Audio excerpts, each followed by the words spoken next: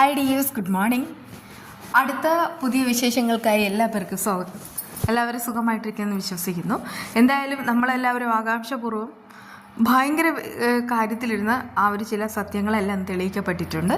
അതെന്താണെന്ന് നോക്കാം. അതായത് കൺമണിയുടെ കൃഷി പറയുന്നൊരു കാര്യമുണ്ട്, എൻ്റെ അമ്മയ്ക്ക് എന്നോട് സ്നേഹമുണ്ട്, അല്ലെങ്കിൽ പിന്നെ ഇത് ഏതെങ്കിലും പയ്യനല്ലേ, അവൻ അപകടം വന്നോട്ടെ എന്ന് വിചാരിച്ചേനെ. പക്ഷേ ഇവിടെ അങ്ങനെയൊന്നുമല്ല ചെയ്തത്. സ്വന്തം ജീവൻ പോലും മറന്ന് ജീവൻ മരണ പോരാട്ടത്തിലൂടെ എന്നെയാണ് അമ്മ രക്ഷിച്ചത്. അത് കേട്ട് അവളൊരു കാര്യം പറയാണ്, സിനിമയിലോ സീരിയലിലോ എല്ലാം അഭിനയിക്കുന്ന അമ്മയും മക്കളുമായിട്ട് അഭിനയിക്കുന്നവർക്ക് പിന്നീട് അവർ തമ്മിൽ മാനസികമായിട്ടൊരു അറ്റാച്ച്മെൻറ്റ് ഉണ്ടാവും. അതങ്ങനെയാണ്, അമ്മയായിട്ട് അഭിനയിച്ചാൽ പോലും നമുക്ക് ആ ഒരു അറ്റാച്ച്മെൻറ്റ് ഉണ്ടായിരിക്കും. അതൊന്നും ഞാൻ ശ്രദ്ധിച്ചിട്ടില്ല എന്ന് അയാൾ പറയുന്നുമുണ്ട്. അമ്മയോട് ഞാനും കൃപയും കൂടെ തർക്കിച്ചൊരു കാര്യമുണ്ട്. അമ്പലത്തിൽ നിന്ന് ഇറങ്ങിയാൽ ഉടൻ തന്നെ നോൺ വെജ് ആയിട്ടുള്ള ഫുഡ് കഴിക്കണമെന്ന്. ആ സമയത്ത് അമ്മയോട് തർക്കിച്ചു. അതിൻ്റെ ഫലമാണ് അനുഭവിച്ചത്.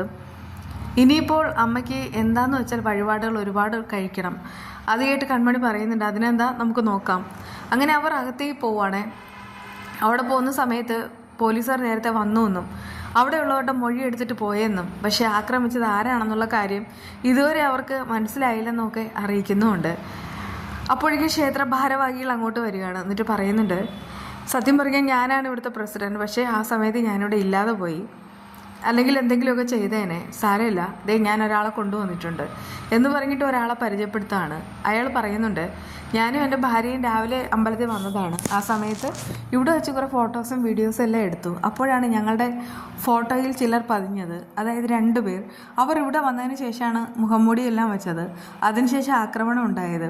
ഫോട്ടോസൊക്കെ എൻ്റെ കയ്യിലുണ്ട്. അവന്മാരുടെ ഫോട്ടോസ് തെളിഞ്ഞിട്ടുമുണ്ട്. അങ്ങനെ അവന്മാരുടെ ഫോട്ടോസ് ഇങ്ങനെ കൃഷ്ണനും കൺമണിക്കും കാണിച്ചു കൊടുക്കണം.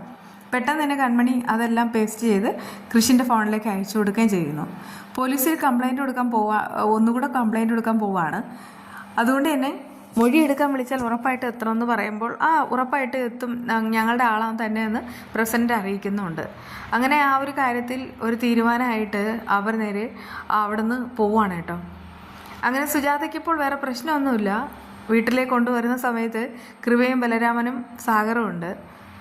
അപ്പോഴേക്കും അവിടെ വന്നിട്ട് അമ്മയ്ക്ക് എന്തെങ്കിലും കുഴപ്പമുണ്ടെന്നൊക്കെ ബലരാമൻ ചോദിക്കുന്നുണ്ട്. എനിക്ക് കുഴപ്പമൊന്നുമില്ല. പക്ഷെ കൃഷി അവിടെ സാഗർ അറിയിക്കുന്നുണ്ട്, കൃഷി ഞാൻ പറഞ്ഞില്ലേ സംഭവ സ്ഥലത്ത് പോയി. കൃഷിയായിട്ട് അങ്ങനെയാണ്, ചിലരെ പോലെ വാചകം അടിച്ചുകൊണ്ട് മാറി നിൽക്കില്ല എന്നിങ്ങനെ ബലരാമനെ നോക്കി പറയാണ്. പക്ഷെ ബലരാമൻ അതിന് മറുപടി കൊടുക്കാതെ അകത്തേക്ക് പോകുന്നുണ്ട്. അപ്പോഴേക്കും സാഗർ പറയുന്നുണ്ട്, നീ എന്താ ഇങ്ങനെ? അവനാണെങ്കിൽ പാവാണ്, അവൻ നോക്കിക്കോ പഴയ രീതിയിലേക്ക് തന്നെ തിരിച്ചു വരും, നമ്മുടെ മോനല്ലേ.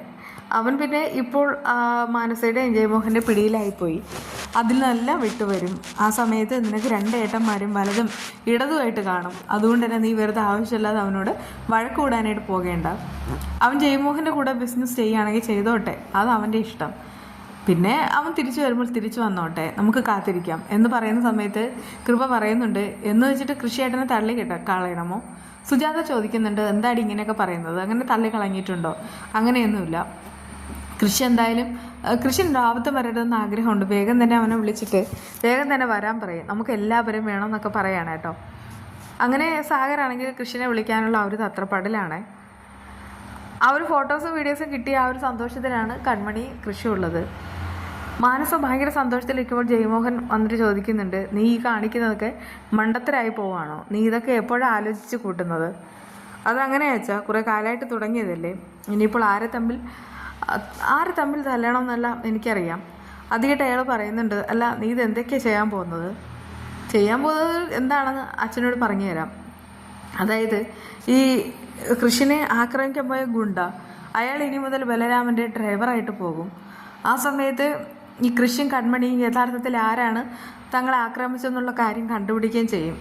അത് ബലരാമൻ്റെ ഡ്രൈവറാണെന്ന് മനസ്സിലാവുമ്പോൾ അവിടെ ഒരു യുദ്ധം തന്നെ നടക്കും. അങ്ങോട്ടും ഇങ്ങോട്ടും ഒരു യുദ്ധം നടത്തുക, അത് എൻ്റെ ആഗ്രഹം. പ്രത്യേകിച്ച് സുജാതയാണ് ഗുണ്ട തൊട്ടിരിക്കുന്നത്, അതുകൊണ്ട് തന്നെ കൃഷി വെറുതെ വിടുമെന്ന് തോന്നുന്നതുമില്ല. ജയമോഹൻ പറയുന്നുണ്ട്, ഇതൊക്കെ നല്ല രീതിയിൽ കലാശിച്ചാൽ അടിപൊളിയാണ്, നീ മിടുക്കിയാണ്, ഇതൊക്കെ വിജയകരമായി പൂർത്തീകരിച്ചു കഴിഞ്ഞാൽ നിനക്ക് ഞാനൊരു സമ്മാനം തരും, താങ്ക് യു വെച്ചാന്നൊക്കെ പറഞ്ഞിട്ട് അവൾ ഭയങ്കര സന്തോഷത്തിലിരിക്കുന്നു. അങ്ങനെ നേരത്തെ സുജാതയെ ആക്രമിച്ച ആ ഒരു ഗുണ്ട ഇപ്പോൾ ഷർട്ടൊക്കെ എടുത്ത് മാന്യനായി നേരെ സാഗറിൻ്റെ അടുക്കിലേക്ക് വരികയാണ്. എന്നിട്ട് ബലരാമൻ സാറുണ്ടോ എന്ന് ചോദിക്കുന്നു. ഉണ്ടെന്ന് സാഗർ അറിയിക്കുന്നു. അല്ല, ഞാനിവിടെ ഡ്രൈവറായിട്ട് വന്നതാണ്. അപ്പോഴേക്കും ബലരാമൻ അങ്ങോട്ട് എത്തുന്നുമുണ്ട്. മാനസ മേഡം പറഞ്ഞിട്ടാണ് വന്നതെന്നുള്ള കാര്യമൊക്കെ അവൻ അറിയിക്കുന്നുണ്ട്. ഓ, മാനസ പറഞ്ഞ ഡ്രൈവറല്ലേ. ഇതാ വണ്ടി കഴുകിയിടെന്ന് പറഞ്ഞിട്ട് താക്കോൽ കൊടുക്കുന്നുമുണ്ട്. അവൻ ആ വണ്ടിയൊക്കെ കഴുകാനായിട്ട് പോവാണ്. കുറേ നേരത്തിന് ശേഷം കൃഷ്ണൻ കൺമണിയും വീട്ടിലേക്ക് മടങ്ങി വരുന്ന സമയത്താണ് കൺമണി പെട്ടെന്ന് ആ ഗുണ്ടയെ തിരിച്ചറിയുന്നത്. കൃഷ്ണൻ അങ്ങോട്ട് നോക്കി നമ്മൾ ഫോട്ടോയിലുള്ള അവർ ഗുണ്ടയല്ലേന്ന് ചോദിക്കുന്ന സമയത്ത് കൃഷ്ണൻ തുറച്ചു നോക്കുന്നു. അതേന്ന് മനസ്സിലാവാണ്. പെട്ടെന്ന് ഓടിപ്പോയിട്ട് ഷർട്ട് കുത്തിപ്പിടിക്കുന്നു.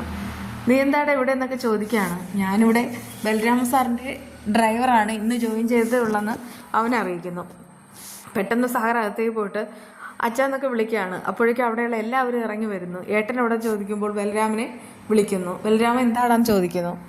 കാര്യമുണ്ട്, എന്നെ ആളെ വിട്ട് കൊല്ലാൻ വേണ്ടി മാത്രം ഞാൻ എന്ത് ദ്രോഹമാണ് ഏട്ടനോട് ഇപ്പോൾ ചെയ്തിട്ടുള്ളത്? ഏട്ടൻ എന്നോട് എന്തിനാണ് ഇത്രയും വലിയൊരു ചതി ചെയ്തത്? അതിയായിട്ട് ബലരാമൻ ചോദിക്കുന്നുണ്ട്. നിനക്കെന്താണ് വട്ടാണ്, നീ ഇത് ആവശ്യമില്ലാതെ പറയുന്നത്? അപ്പോഴേക്കും കൺമണി പറയുന്നുണ്ട്, കഷ്ടം തന്നെ, ഞാൻ കരുതിയത് ഏട്ടൻ ഒരു പാവമാണെന്ന്, പക്ഷെ മനസ്സിലായി നിങ്ങളൊരു വിഷമാണെന്ന്. അതുകൊണ്ടൊക്കെ തന്നെയാണ് കൃഷ് സാറിനെ ആളെ വിട്ട് കൊല്ലാൻ നോക്കിയത്.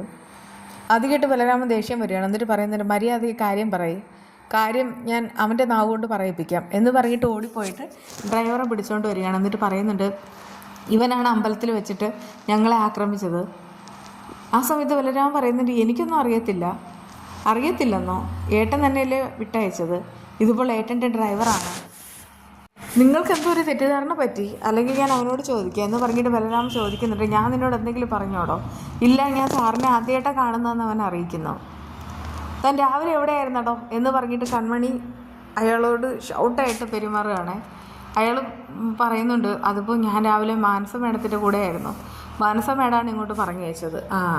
ഇപ്പോൾ മനസ്സിലായല്ലോ, മാനസയുടെ കൂടെ കൂട്ടിയിട്ടാണ് ബലരാമൻ നമ്മുടെ കുടുംബത്തെ തകർക്കാൻ നോക്കിയെന്ന് കൃഷി ഇങ്ങനെ തെളിയിക്കുന്നുമുണ്ട്. ആ സമയത്ത് ബലരാമൻ ഇങ്ങനെ അമ്പരം നോക്കുന്നുണ്ട്. മാനസയുടെ ആ ഒരു കള്ളക്കളി ഇപ്പോഴാണ് മനസ്സിലാവുന്നത്. രാവിലത്തെ ഊണിനെ ഞാനാണെങ്കിൽ വേറെ കുറേ കറികളൊക്കെ ഉണ്ടാക്കാമെന്ന് കരുതിയതാണ്. പക്ഷേ ഇതിപ്പോൾ ഉള്ളിയാണെങ്കിൽ നന്നായിട്ട് അതിൻ്റെ തോടെല്ലാം എടുത്തിട്ട് ഫ്രിഡ്ജിൽ വെച്ചിട്ടുണ്ടായിരുന്നു. അതുകൊണ്ട് തന്നെ ഉള്ളിയും വെണ്ടയ്ക്കയും കൂടെ വെച്ചിട്ട് സാമ്പാർ ഉണ്ടാക്കി. പിന്നെ ഒരു ഫിഷ് ഫ്രൈ എന്ന് പറയുമ്പോൾ ഇതിൻ്റെ പേരൊന്നും എനിക്കറിയില്ല. ഇത് എന്തോ വളർത്തുമീനാണെന്നാണ് തോന്നുന്നത്. മീൻകാരൻ കൊണ്ടുവന്നപ്പോൾ മേടിച്ചു, അത്രയേ ഉള്ളൂ. പക്ഷേ അതിൻ്റെ ഒരു ചുവയുണ്ടല്ലോ, വളർത്തുമീനിൻ്റെ ഒരു ചുവ, ആ ഒരു സ്മെല്ലും കാര്യങ്ങളൊന്നുമില്ല. എന്തായാലും ഞാനിത് തൊലിയൊക്കെ എടുത്തിട്ട് ഫ്രൈ ആണ് ചെയ്തത്. ഫ്രൈ ചെയ്യുന്ന സമയത്ത് ഒരു പേടിയുണ്ടായിരുന്നു ഇത് പൊടിഞ്ഞു പോകുമെന്ന്. പക്ഷേ പൊടിഞ്ഞൊന്നും പോയിട്ടില്ല. അതുമാത്രമല്ല, ആ ഒരു ചെളിയുടെ ഒരു സ്മെല്ലില്ലായിരുന്നു. അതാണ് ഏറ്റവും വലിയ ഭാഗ്യം. കാരണം അങ്ങനെയാണെങ്കിൽ എൻ്റെ ഹസ്ബൻഡ് ആണെങ്കിൽ കഴിക്കില്ല. പിന്നെ എനിക്ക് ആറ്റുമീനൊക്കെ എനിക്ക് ഒത്തിരി ഇഷ്ടമാണ്. പക്ഷേ ഇങ്ങനത്തെ മീൻ ഞാൻ ആദ്യമായിട്ടാണ് കഴിക്കുന്നത്. എന്തായാലും ഇതൊക്കെയാണ് വിശേഷങ്ങൾ. അടുത്ത വിശേഷമായി കാണാം.